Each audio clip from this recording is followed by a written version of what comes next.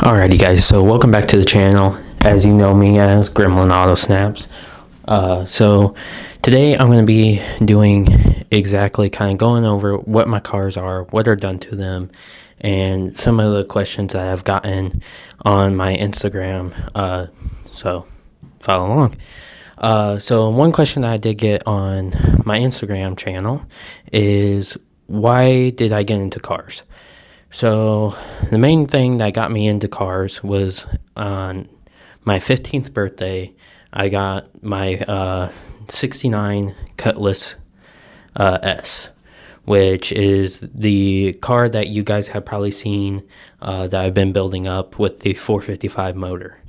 That pretty much got me into cars because it was gifted to me on my 15th birthday.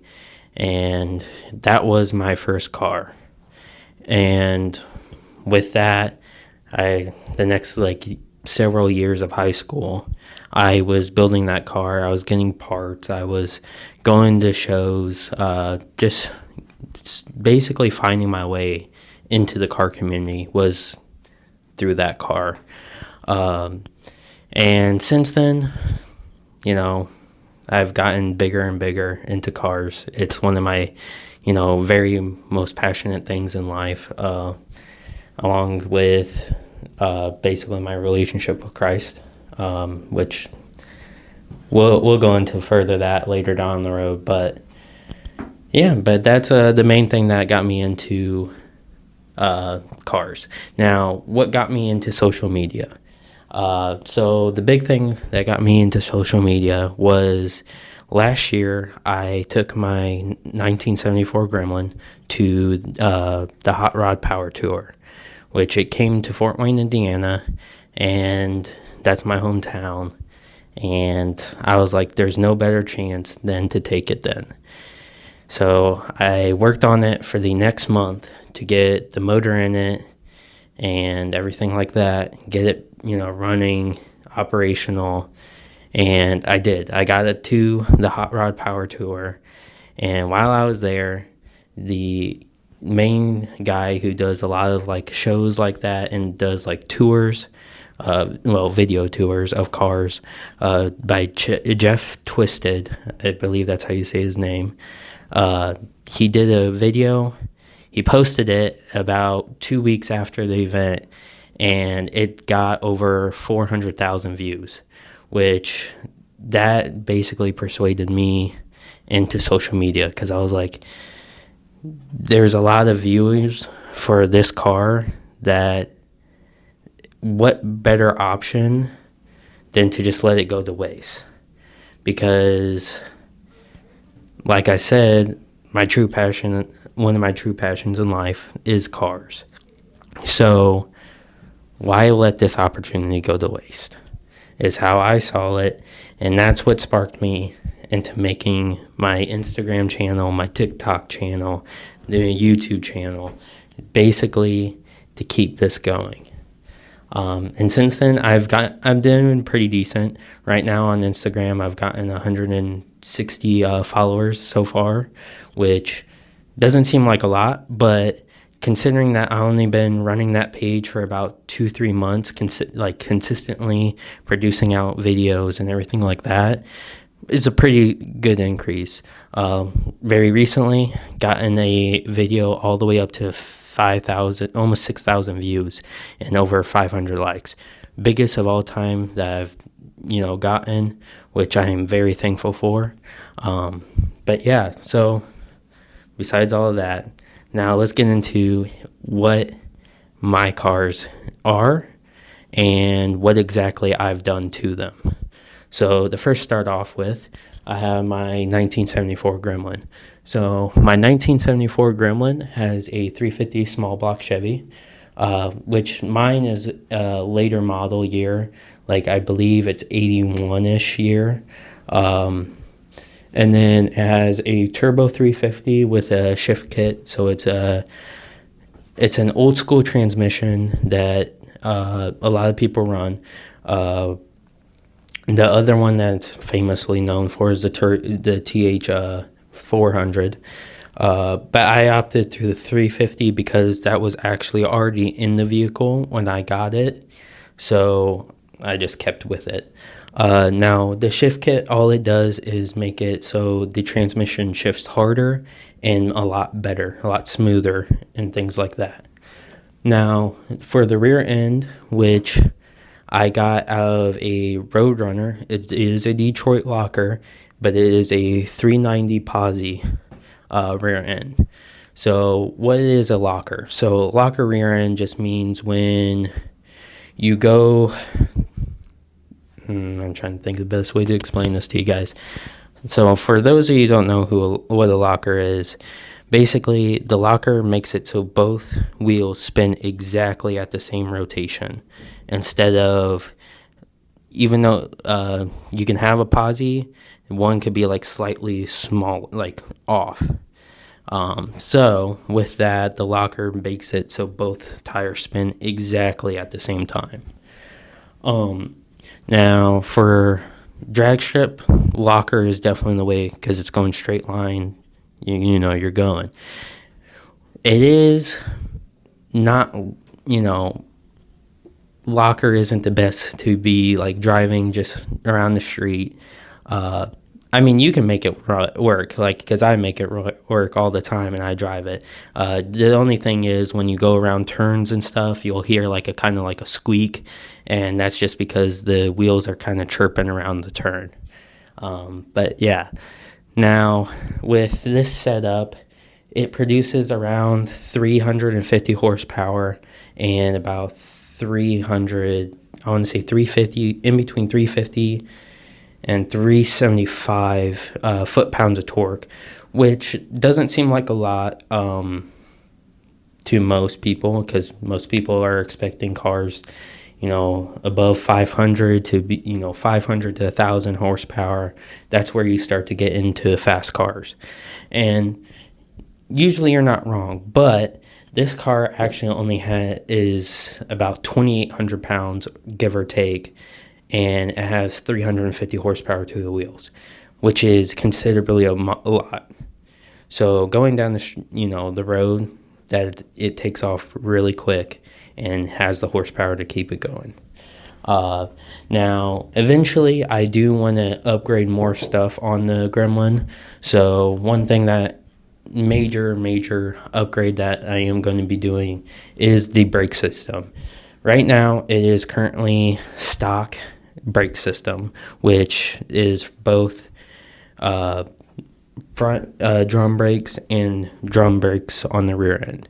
The rear end, I'm going to keep drum brakes because those are it's a lot harder to replace those, but it's also that the drum brakes on the rear end are very good.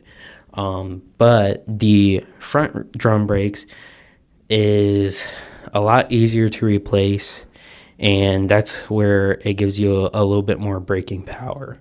So with that being said, I'm going to upgrade the front brakes to disc brakes so I have a better stopping time and just more drivability with the car.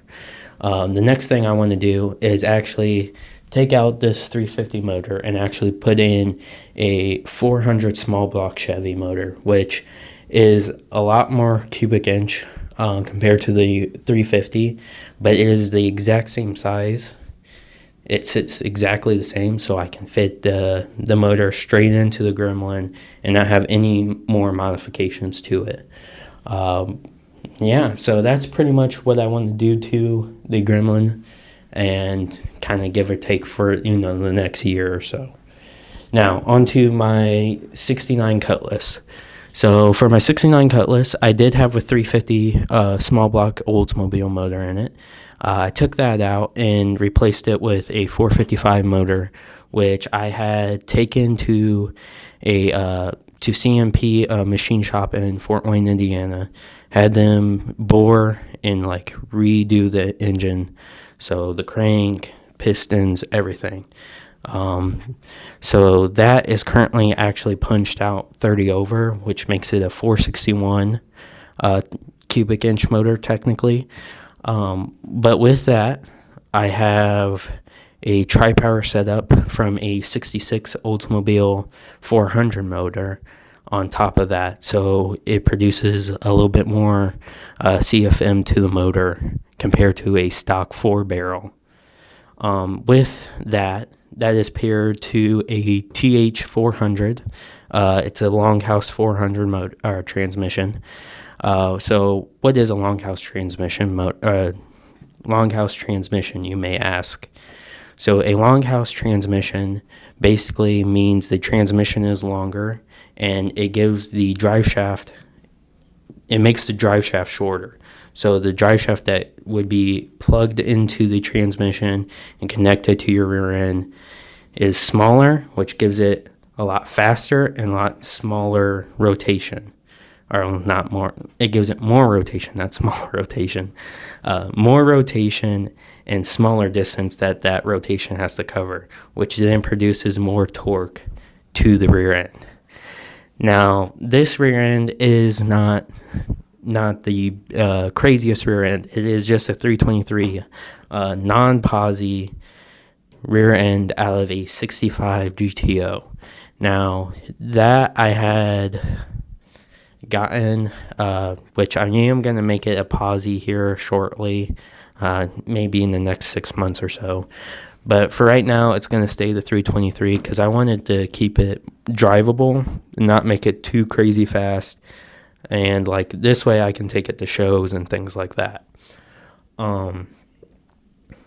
Which this car, with how all of that is set up, it should run about 500 horsepower and about 550 foot-pounds of torque. I'm not 100% sure on the torque specs right now. We'll get that into the comment section when I do kind of figure that out. Truthfully, there is no good estimate unless it's, a dyno sheet or something like that. Other than that, it's kind of just speculation as to that. But yeah, that's what my 69 Cutlass I'm currently running, and I will be showing up to car shows in with. Let's see, what else? So, what is, besides all the drivetrain and stuff like that, what have I done to this car? I have done new rims and interior. So when I got the car, completely gutted. I mean, there is no front seats. The only thing in the car was a steering wheel, the dash, and the back seat. Everything else gone. Carpet, the headliner, everything. So, like I said, in my high school years, instead of going out and, partying a lot or anything, I was in the garage working on this car. And I got it completely done. I got headliner in, I got carpet in, I got a new dash in it because the dash was cracked and stuff like that. I got bucket seats in it now. I got a new steering wheel. Just everything. So it is basically brand new on the inside of that car. The only thing that I am going to be doing to this car on the interior wise is I'm actually going to add a 70 to 72 Oldsmobile center console. Which, why am I doing a 70 instead of like a 69? Truth is, the 69 actually is a shorter center console. So the back end of the center console stops at the rear of the seats, and it ends at the beginning of the seat. Whereas a 70 actually stops on the back side of the seats and goes all the way up to the dash. It just makes it look a little bit nicer, in my opinion. Which, people will argue with me on that, which it is what it is. It's not your car. I'm going to build it the way I want to build it. Now, along with this, I actually will be adding a spoiler to the back end of it, which, same thing. I'm going to build it how I want to build it. I have a 69 GTO spoiler. Now, the reason for that is I like the ends of the GTO spoiler, how they come down and kind of make a C shape on the ends compared to the Oldsmobile spoiler, which actually flares up. I just think it looks better, in my opinion. So yeah. The only other things I will do to the exterior of the Gremlin, well, moving on to this side now. So the one thing that I will do to the exterior of this is I'm actually going to be removing the side stripes, which the side stripes are orange currently, as you saw in the last YouTube video. Now, with those being removed, I'm actually going to put black ones on, which will give it the kind of school bus themed, which I guess I haven't really said this, is I call this thing Gizmo the short bus. So Gizmo part is because it's a gremlin, but the short bus because what better name for a little yellow car that goes fast? Because why not? But yeah, like I said, it'll have a black stripe going down the side, look identical to like a school bus. I have the rims, they're black with a chrome center cap, and I'm not to mention I have decals actually for the fenders that say bus number 350. It's just a funny kind of concept that I got from my stepdad. He, which is where I got the car from. But I just kind of kept that tradition with the car. But yeah, I mean, that's everything that I have to go over, really. Questions from my Instagram, and then, what's done to my cars, and yeah. So hope you guys kind of like this informational kind of video. This summer I'll be doing a lot more vlogging of like me going to shows and things like that, compared to this. Now I will be doing the next kind of several months, I'll be doing a talk kind of like with these, just to, educate people on things that they may not understand, and, kind of build a community where, I'm teaching people about old school cars, and yeah, kind of grow the, the community on it. But yeah, thank you guys for watching, and see you next time.